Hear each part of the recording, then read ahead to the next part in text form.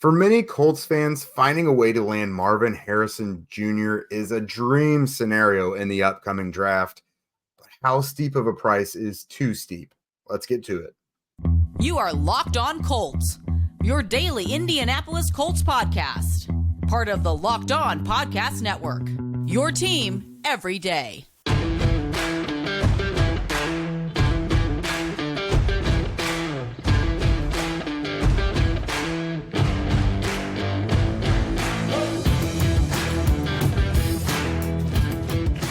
What is up? Thanks for tuning in and making us your first listen of the day. This is your daily podcast covering your Indianapolis Colts, part of the Locked On Podcast Network, your team every day.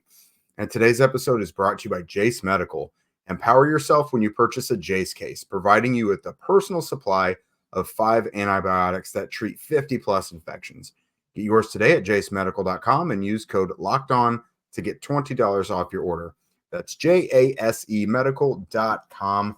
Welcome to the show, everybody. I am Jake Arthur, and he is Zach Hicks. You know the two of us from horseshoehuddle.com. And today, I have a feeling this first topic, it's not the last time we're going to mention it before the end of April, but Marvin Harrison Jr. and the Colts. Obviously, Marvin Harrison Sr. is among the best of the best NFL receivers of all time, spent his entire career here with the Colts. His son is that dude, arguably the top offensive position player in this upcoming draft, non-quarterback division. And the Colts have an outside chance of doing something and getting him if they really tried. So that's going to be a hot topic of conversation for the next few months. So we're going to tackle that. What would it take for the Colts to trade up and get him? And is that price just too steep? And then we're also going to look at free agency. The Colts do have quite a bit of money that they can spend, but as we know, they have some guys they need to check off of their own list internally. But is this now the time to make a big move? And will Chris Ballard actually make a big move? He's perhaps left some breadcrumbs with his recent postseason media availability, so we'll dive into that as well. But first, Zach, let me segue this beautifully into the fact that you on Tuesday wrote this up, this Marvin Harrison Jr. scenario over at horseshoehuddle.com. Obviously, you know, the term generational prospect gets thrown around a lot, but like Marvin Harrison Jr. is a legit huge prospect. Like he guys like that don't come around all the time. The Colts are sitting at the 15th pick. He's likely to be a top 5 pick. So the Colts could do it and not necessarily give up the farm. But should they? Like, first, what do you think it would take? And what's your gauge on just how expensive that would be for a young team like the Colts who do need future assets? Yeah, I mean, when you're looking at what would it cost to move from, middle of the teens all the way up into the top 5, I mean, I think a really good marker for that, we'd be looking at the trade between the Arizona Cardinals and the Houston Texans last year. In the 2023 NFL draft, which was the Texans were sitting at number 12. They moved up to the 3rd overall pick to select Will Anderson Jr. out of Alabama, the pass rusher, fantastic pass rusher, but the Texans had to give up quite a bit to get up there. I mean, they gave up the 12th overall pick in last year's draft. They gave up the 33rd overall pick in last year's draft, which is essentially, I mean, it's a second round pick, but it's the very, very first pick of the second round. So it's essentially like giving up another first round pick. And then you're giving up first round pick this year as well. The upcoming draft, the 2024 draft, they gave up the Cleveland Browns first round pick. And then they also gave up their own 3rd round pick in the 2024 draft as well. So if you're looking at the value there, it's two surefire first round picks, one being in the top 15, another one that's going to end up being around 20, another pick that was nearly a first rounder, and then a middle of the 3rd round pick as well. That's a lot of value to move up 9 spots. Now, for the Colts to get into range to select Marvin Harrison Jr., you have to presume that number 4 is where you're looking at, because there are 3 quarterbacks in this class. I'm not saying all 3 quarterbacks go 1, 2, 3, but 4 is probably where the conversation starts for Marvin Harrison Jr., and then it probably ends by about 5 or 6. I mean, he's not going to fall much further than that, especially when at the combine, he's going to come in at like 6'4", 210 and run in the 4.3s. Like, this guy's not going to fall outside that top 4, 5, 6 range. So if you're looking at it for the Indianapolis Colts, that you're going to have to give up either equal to the amount that the Texans gave up to go up there and get Will Anderson last year, or even more than that, because this is such a highly sought after player, because there will be teams that might be trying to go up there for, a quarterback or a tackle or something. And also because you're moving into that top 5 from, even 12 is closer to the beginning of the draft. 15, logically, obviously coming with the math there, but look, it'd be great to get Marvin Harrison Jr., but that is a hefty, hefty price to pay to get into the top 5, especially in this current landscape we're seeing with wide receivers. I'm not going to say, look at this one outlier and that says never draft a receiver in the top 5. But I think when you look at, arguably 3 of the 5 best receivers in the NFL this past season were Puka Nacua, Amon-Ra St. Brown, and Nico Collins, all guys taken outside of the first round, 2 of which were taken on day 3 of their respective drafts. 2 of them were all pros. Nico Collins had a great case for all pro as well. So we're seeing this current landscape where young receivers taken all across the entire draft are producing at high levels. Again, I would take Harrison Jr. if we were there in the top 5. I totally get it. But when you're factoring in how much you're giving up to go up there and get him, even if he is the next AJ Green, that's so much to give up in today's landscape of the NFL, where, we're getting 30 receivers a season that are getting 1,000 yards receiving. I think it was 27 last year, hit 1,000 yards. And that doesn't even include, I think 2 tight ends hit 1,000 yards as well. So when you factor all that in, you can get 1,000-yard receiver where you're picking at 15 or outside the first round. You don't have to give up so much. So it comes down to value. At the end of the day, gun to my head, the only position I would trade up that much for would be for a quarterback. Going up there for a positional player just hurts so much of your team building. Even if Marvin Harrison Jr. is this next great receiver, it's not worth all the prospect stuff that you're going to have to give up to get up there. I love the thought of it. I love the thought of him coming to Indy, but it just feels like a dream that's not really attainable in my eyes. The second the Colts won, their 7th game of the year, their 6th game of the year, it just became out of reach for the Colts. I agree. And I think a position like receiver is too reliant on the things around it. Mm-hmm. Now Michael Pittman Jr. just had a great season. Don't get me wrong. But we've seen Alec Pierce, for example, someone who was very hamstrung by the quarterback play. It just did not mesh well. And now Marvin Harrison Jr., I'm sure he's the type of player who would be productive regardless. But let's just say you draft a player, you put all those chips in on drafting a player like Marvin Harrison Jr., and then God forbid the guy who you're tasking to throw him the ball goes down. And then now you have a Gardner Minshew type that comes in and doesn't throw the ball downfield.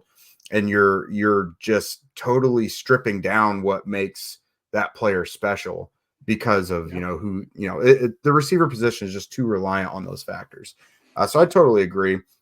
Like Zaire Franklin said on his show the other day, The Trenches, though, if Harrison Jr. starts going outside of the top 5 and everything, the conversation starts to shift a little bit, and maybe the price isn't quite the same. Oh, that's not what he said, Jake. He said if he falls outside the top 5, you send every single thing in Indy that's not nailed down to get him. That's what he said. He didn't say if the price drops. He didn't say if the price drops. He says whatever the price is, you match it to go up there. Mm-hmm. And look, I get it. I love it. I love the thought of having a player like that in Indy because, I'm not even trying to use this segment to say Marvin Harrison Jr. is not worth, mm-hmm. all the hype that he has. He's a fantastic player, Biletnikoff winner this past season, one of the best overall players in college football, one of the best receivers we've seen in college football in the last 10, 20 years even. I just can't get on board with giving up that much for a player who hasn't even played a snap in the NFL. Heck, even if we're talking about giving up that much for Justin Jefferson, Justin Jefferson, fantastic player, superstar receiver, but the Vikings have had that the last couple of years, and where have they gone with that fantastic receiver, superstar receiver?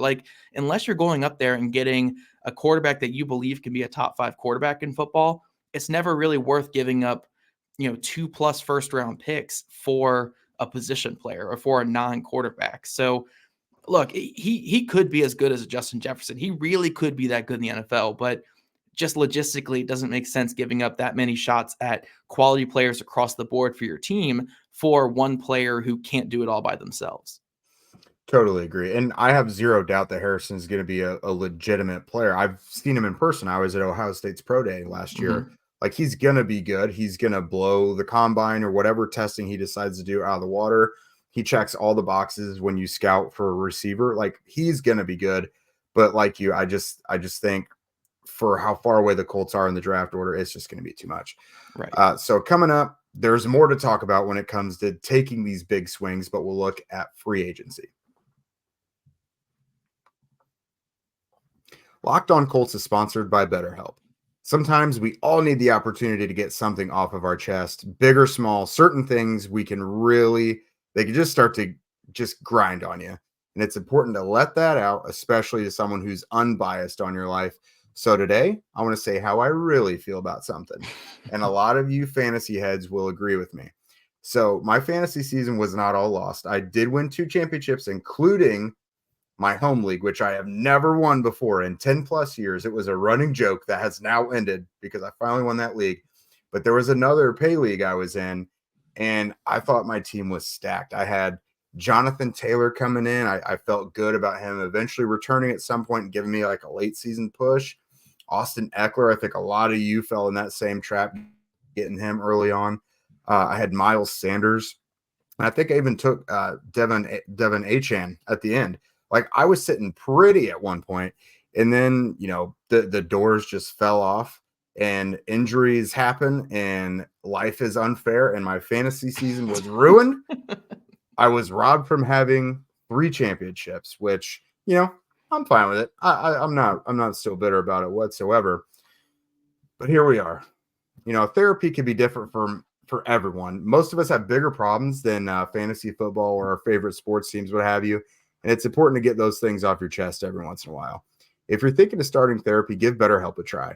It's entirely online, designed to be flexible and suited to your schedule, because nowadays that's honestly probably one of the first 2 most important things is how flexible it is around your valuable time.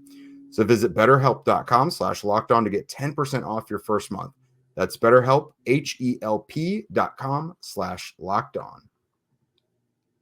And this show is also brought to you by our friends over at PrizePicks. Testing my skills on PrizePicks this football season has been the most exciting way to play daily fantasy sports. If you have the skills, you can turn $10 into $250 with just a few taps. With the basketball season here, you guys can now pick a combo projections across football and basketball from the Specials League. A league created specifically for combo projections that includes 2 or more players from different sports or leagues. I know all of our Locked On Pacers listeners here are excited about the Pacers acquiring Pascal Siakam. So you guys can go to PrizePicks today and combine, Siakam with LeBron James for a combo of 3-pointers made and receptions. Now, Pascal Siakam and Travis Kelce with a combo of 3-pointers made and receptions. Sorry, LeBron James would be a great football player, but we're talking football and basketball. Pascal Siakam and Travis Kelce. It doesn't have to be anything high. We know Siakam's not a huge 3-point shooter, but it'll be a really fun thing that you guys can add there on PrizePicks. PrizePicks is also really simple to play. I can make my picks and submit my entry in less than 60 seconds. Quick withdrawals, easy gameplay, an enormous selection of players and stat types are what make PrizePicks the #1 daily fantasy sports app. So go to prizepicks.com/lockedonnfl and use code LOCKEDONNFL for a first deposit match up to $100. Again, that's prizepicks.com/lockedonnfl and use code LOCKEDONNFL for a first deposit match up to $100. PrizePicks, daily fantasy sports made easy. All right, Jake, we're talking Colts free agency or just Colts offseason in general. The big topic of conversation is, okay, maybe they're not going to move up from Marvin Harrison Jr. Maybe that's not the big move, but eventually we got to see this team take that big swing because as Chris Ballard mentioned in his end of the season presser, which you're going to give us the exact quotes here in a second, Jake, he mentioned that they have this rare opportunity with the financial flexibility of a rookie quarterback contract. This is the first time that Chris Ballard has not been paying a massive quarterback contract in his entire time with the Colts. I mean, even this past season, they were paying dead cap and a ton of extra money to Matt Ryan to get him released or whatever was going on. I know he was like semi-retired, so technically they couldn't get back any of that money because he wasn't officially retired. But it's the first time that Chris Ballard's not paying a ton of money to a quarterback, and that does open up some flexibility. They also got off the Shaquille Leonard contract, which gave them some extra money as well. So the stars could be aligning for the Colts to make another DeForest Buckner type move. It doesn't need to be, going out and signing the biggest free agent available, but maybe it's something where they look around the league and they say, hey, this receiver could fit what we need. Let's make a trade for this receiver or this cornerback. I mean, gosh, we know they need another cornerback on this team. Maybe they can make a trade for that corner. Maybe pick 15 can be involved in a trade for one of these things, like we saw with the Buckner trade. I think it's a really interesting offseason from that perspective where they have some cap flexibility, especially if they rework, Quentin Nelson, DeForest Buckner deals as well. They could further gain more cap flexibility. So I really think they have an opportunity to where if they want to make a big move, they could make one this offseason. Yeah, I totally agree. They're never going to be that team that does the shopping spree in free agency. Chris Ballard tells us every single year they're not going to do that. But that doesn't mean that they won't make one huge splash like the Buckner trade, like you mentioned, or like a handful of Samson Ebukam level deals. Like, right. That seems more realistic to me. Like you mentioned, about $65 million in space, fifth most in the league. Not having that huge bloated quarterback contract's huge. Leonard, like you mentioned, that's about $20 million. Ballard himself even said it opens up the world a little bit more financially, which is a good thing here going forward. And then specifically when asked about like the Colts finding more explosive players to surround Anthony Richardson with, he said, we do think there's going to be some opportunities to add some players to make us more explosive. That does include the draft. But, the first thing that's coming up is free agency, is the trade market. Some of those things could be really interesting. I think there's some dominoes that have to fall first. Part of that could be restructures, moving money around, creating bonuses, guaranteed money right now, or, at some point to take that off the books for the salary cap. But I think Michael Pittman and whatever happens with him is a huge one.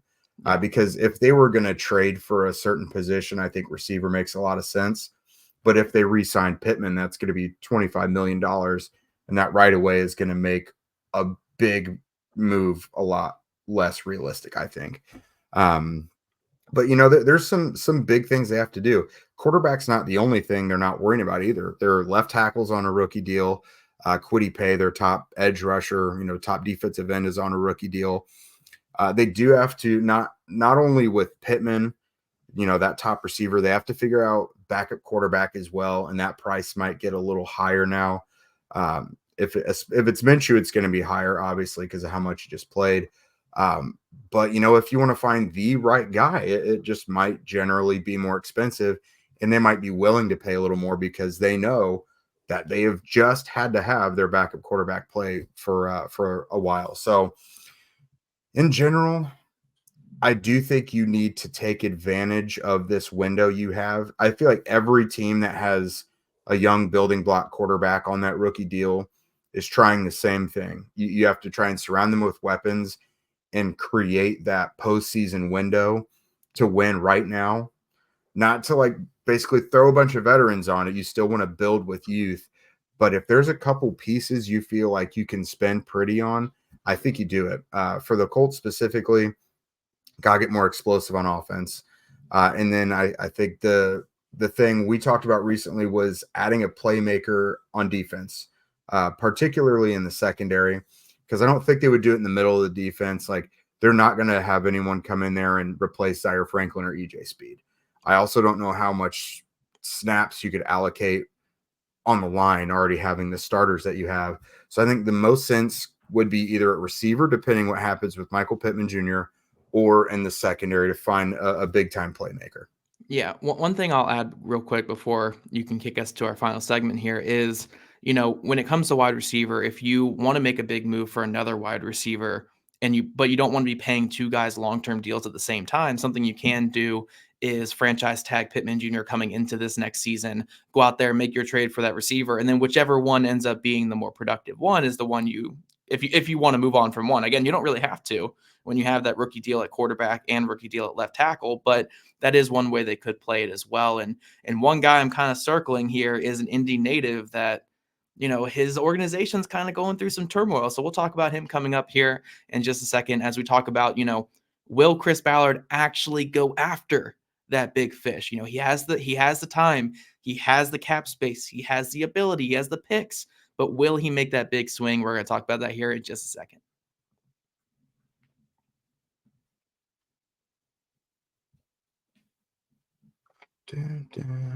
All right, everyone. I know we come to sports to escape from some of the crazy realities of life, but can we just talk for a minute about preparing for real life? According to the FDA, pharmacies are running out of meds right in the middle of the worst flu season in over a decade.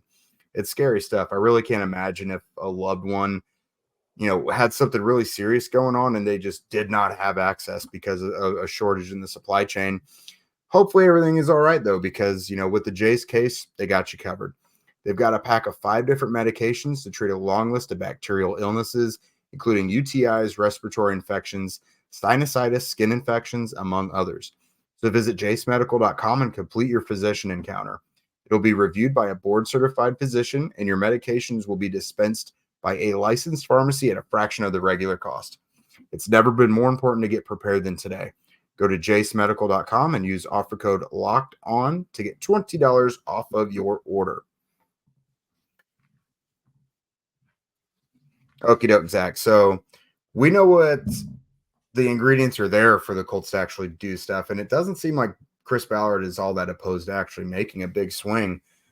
But will they actually do it? What do you think? You teased a big-time player that I feel like you've been looking to get with a horseshoe on for a while.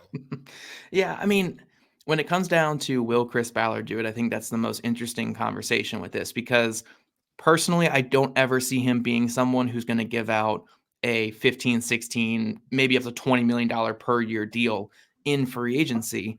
But we have seen him be someone in the past that if he recognizes an opportunity to add someone through a trade, he will do that. And sometimes he will overpay to do that. I mean, say what you want about the DeForest Buckner trade. It was a great one for Indy, but giving up the 13th overall pick just to pay someone $20+ million per year, some people would say that was a little bit of an overpay. It ended up working great for Indy, so I'm not going to complain whatsoever about that. The Carson Wentz trade, obviously, a very big overpay. Even at the time, we were saying that.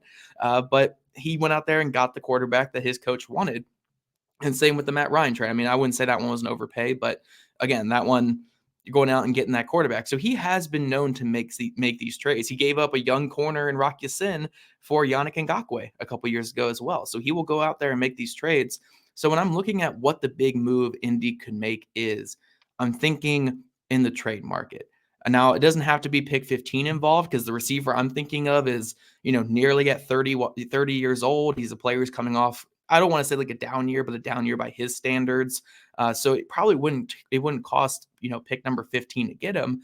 But Terry McLaurin over there in Washington, I know that when the contract negotiations were stalling between McLaurin and Washington, Indy did call out there and inquire. Obviously, nothing materialized because Washington wasn't interested in trading him at that time. But with their new GM coming in, with their new coach coming in here, and whenever that's going to be, you never know what's going to happen with that roster. They could be looking to unload any players that are making big money that are nearly 30 years old because they're going to go slow play with this rebuild. And a guy like Terry McLaurin could be available for trade across the league. If that does happen, if he does become available for a trade, Indy is the most logical place. He fits the offense perfectly. He's from this area. He grew up around this area.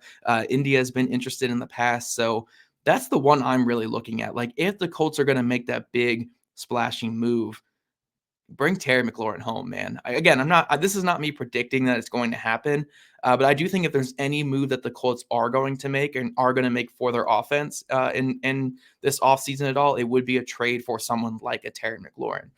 When it comes to other receivers that we could see available, Brandon Ayuk, I don't think he's going to be made available by the 49ers, but that's another one where if the 49ers want to pick 15, I would give it for IU because I think he's that great of a player. And the Colts and 49ers obviously have that good relationship built on in the past with the Buckner trade. So I'm looking at adding a big-time receiver through the trade market, and McLaurin or Ayuk I think would be huge wins. And I'm not saying that Ballard will do these, but I do think he would inquire and be fairly aggressive in the trade market. Maybe not so much in free agency, but I do think he would be aggressive in the trade market to go get his guy. Yeah, I would be gung-ho for either of those, especially McLaurin. I just immediately think about asking Chris Ballard about that. And like, do you have any regrets about not taking him, Right. back, whatever, was it 2020, 2019? Yeah. So that would be huge. I think everyone would agree he belongs back here in Indy. But one that's a huge outlier, and I'll just mention it because we covered it at horseshoehuddle.com. And the only reason we did so were because some odds makers reached out to me with the odds for if AJ Green is to be let out of his contract with the Eagles. AJ Green or AJ Brown. AJ Brown. See, you talked about AJ Green earlier, and it just totally threw me off. No, but so AJ Brown over in Philly, if he were to force his way out, the Colts are actually the second most likely. They're the second highest odds of being the destination. I would not put much into that. There's a lot of moving parts that would have to go into that, but that's a name that we could hear mentioned in just general NFL trade rumors coming up. Obviously, things going not chill there in Philly. So, I think again, like I mentioned, I think it's totally dependent on what happens with Pittman. Mm-hmm. If they do re-sign Pittman, I could still see other receivers come in. Some that I've got here, and they're not super cheap. They're mid-level guys. Hollywood Brown from the Cardinals, Darnell Mooney, and Gabriel Davis from the Bills. Just looking at guys that are able to stretch the field and make big plays, because that's the name of the game right now, is looking for explosiveness. But that's really not it. You're looking at some other positions as well. We talked about backup quarterback Gardner Minshew, obviously the front runner there. Tyrod Taylor, Ryan Tannehill, even. You're looking for, it's not, we're talking about backup quarterbacks. Yeah. You're not, I know the preference probably would be to draft somebody, but that's it in the NFL, man. When you look at a backup quarterback, you got to make an ick face, because you're kind of looking at guys who just can't cut it as starters anymore. Right. And then defensive backs as well. L'Jarius Sneed with the Chiefs. I'm sure they're very high on him after he helped kind of do some positive things against Tyreek Hill. Chidobe Awuzie from the Bengals, and then Kendall Fuller. Those are some guys who probably aren't going to be like absolute top dollar players, but could be the kind of Ebucom level signings, maybe a little more expensive, that we've become more accustomed to seeing the Colts make. Yeah, I think ultimately when I look at, will Chris Ballard make the big move this offseason? It'll either come through a trade or not at all. I don't see it coming through free agency. I mean, he even said, I believe he's the one who said it in his postseason presser, that, look, there's a reason these guys are hitting the market. And I'm very much of the same mindset. Like, it's one thing when a Samson Ebukam guy hits the market where, okay, the super athletic, still fairly young guy is hitting the market after being a solid role player that just never got a chance to start. That's one thing. But when you are seeing big name guys, when you're seeing, oh my gosh, Chandler Jones and Von Miller are both free agents, let me go give them $30 million per year to come rush the passer. And then you're looking at that contract a year or two later and being like, oh my gosh, we are so bad. We are like, what are we going to do with this contract? Because typically there's a reason when these guys hit. I'm not saying that every single player who hits free agency is bad, but there's typically a reason why these guys are hitting the market and teams are letting them go. So I don't think Chris Ballard's going to make some big time signing. I think if it does go the free agent route with his moves, it will be, Ebukam and Nico Autry level signings overall. But I do think we might, I'm not going to say we will, or even we might, but I think there is a chance that we see a trade this offseason for another playmaker on offense, for a tight end, for a wide receiver. I mean, look, I am circling and starring and putting hearts all over Terry McLaurin's name all over these pages this offseason. I'm really hoping Washington makes him available. I don't know if they will, because, look, that's a glue guy for your locker room. It's hard to get rid of that while you're starting a rebuild. But if there's even a semblance if there's even a semblance of him being available, then you make that call and you try to get it done here for Indy. But that's all we have for today, guys. Remember, before we head out, to check out Locked On Sports Today, which is the first ever national sports 24/7 streaming channel on YouTube. And if you guys don't already, follow at Locked On Colts, at Jake Arthur NFL, and at Zach Hicks 2, all on X. Also, subscribe to us on YouTube, wherever you listen to your podcast. We love your guys' ratings and reviews. So we'll check you guys back here tomorrow.